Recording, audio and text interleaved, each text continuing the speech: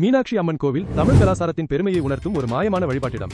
மதுரை நகரத்தின் மையத்தில் அமைந்துள்ள இந்த கோவில் சுமார் 2500 ஆண்டுகளாக பக்தர்களை ஈர்த்து வருகிறது.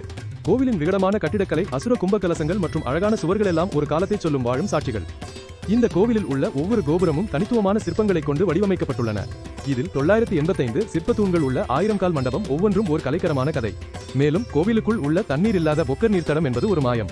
தண்ணீர் எந்தவிதமான ஆதாரமும் இல்லாமல் எப்படி நிரம்புகிறது என்பது இன்றும் ஒரு புதிராகவே உள்ளது.